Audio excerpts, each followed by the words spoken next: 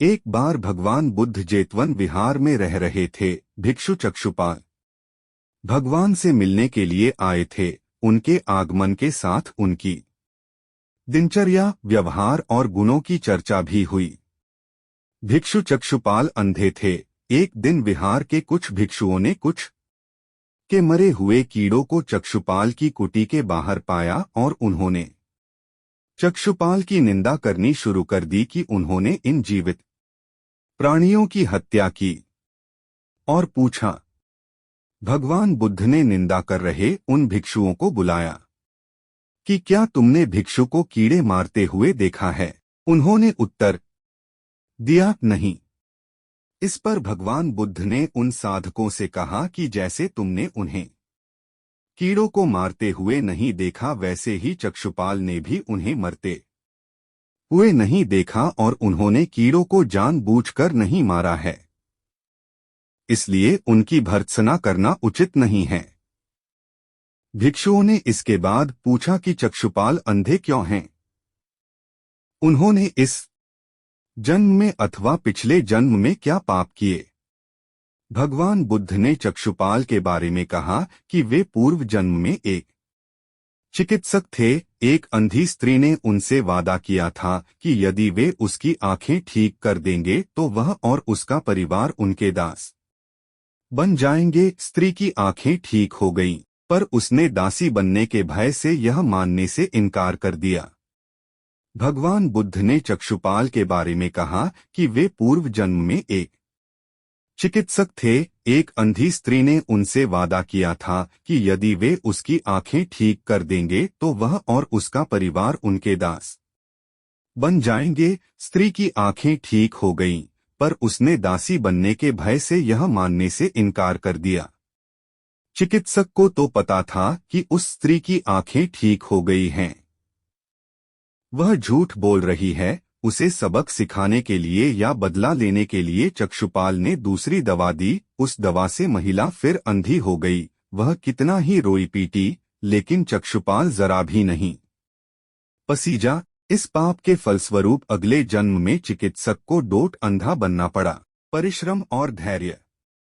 एक बार भगवान बुद्ध अपने अनुयायियों के साथ किसी गांव में उपदेश देने जा रहे थे। उस गांव से पूर्व ही मार्ग में उन लोगों को डोट जगह जगह बहुत सारे गड्ढे खुदे हुए मिले। बुद्ध के एक शिष्य ने उन गड्ढों को देखकर जिज्ञासा प्रकट की, आखिर इस तरह गड्ढे का खुदे होने का तात्पर्य क्या है? बुद्ध बोले, पानी की तलाश में किसी व्यक्ति ने इतने गड्ढे खोदे हैं। यदि वह धैर्यपूर्वक एक ही स्थान पर गड्ढे खोदता तो उसे पानी अवश्य मिल जाता, पर वह थोड़ी देर गड्ढा खोदता और पानी मिलने पर दूसरा गड्ढा खोदना शुरू कर देता। व्यक्ति को परिश्रम करने के साथ धैर्य भी रखना चाहिए। अमृत की खेती। एक बार भगवान बुद्ध भिक्षा के लिए एक किसान के यहाँ पहुँचे। तथागत को भिक्षा के लिए आया देखकर किसान उपेक्षा से बोला, श्रमण, मैं हल जोतता हूँ और तब खाता हूँ, तुम्हें भी हल जोतना और बीज बोना चाहिए और तब खाना खाना चाहिए। बुद्ध ने कहा, महाराज, मैं भी खेती ही करता हूँ। इस पर किसान को जिज्ञासा हुई और वह बोला, मैं न तो तुम्हारे पास हल देखता हूँ, ना बैल और ना ही खेती का स्थल, तब आप कैसे कहते हैं कि आप भी खेती ही करते हो? आप कृपया अपनी खेती के संबंध में समझाइए। बुद्ध ने कहा, महाराज, मेरे पास श्रद्धा का बीज, तपस्या रूपी वर्षा और प्रजा रूपी जोत और हल है। पाप भीरुता का दंड है, विचार रूपी रस्सी है, स्मृति और जागरूकता रूपी हल की फाल और पेनी है। मैं वचन और कर्म में संयत रहता हूँ।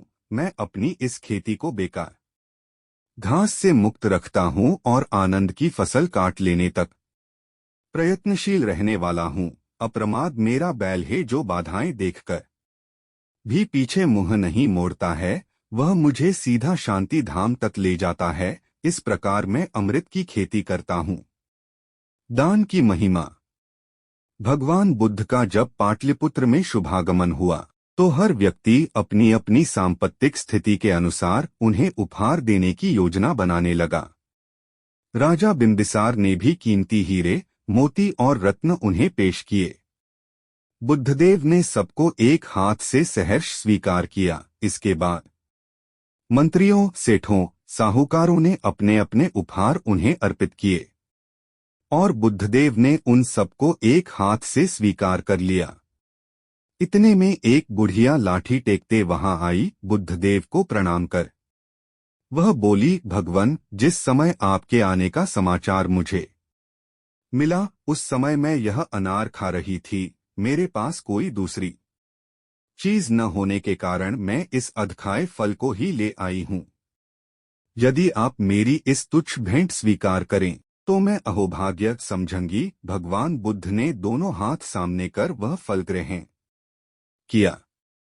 राजा बिंबिसार ने जब यह देखा तो उन्होंने बुद्धदेव से कहा, भगवन क्षमा करें, एक प्रश्न पूछना चाहता हूं। हम सबने आपको कीमती और बड़े बड़े उपहार दिए जिन्हें आपने एक हाथ से ग्रहण किया, लेकिन इस बुढ़िया द्वारा दिए गए छोटे एवं जूठे फल को डोट आपने दोनों हाथों से ग्रहण किया, ऐसा क्यों?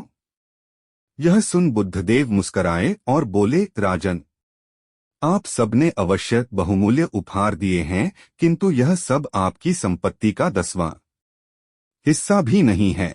आपने यह दान दीनों और गरीबों की भलाई के लिए नहीं किया है, इसलिए आपका यह दान सात्विक दान की श्रेणी में नहीं आ सकता। इसके विपरीत इस बुढ़िया ने अपने मुंह का कौर ही मुझे दे डाला है। भले ही यह बुढ़िया निर्धन है, लेकिन इसे संपत्ति की कोई लालसा नहीं है। यही कारण है कि इसका दान मैंने खुले हृदय से दोनों हाथों से स्वीकार किया है।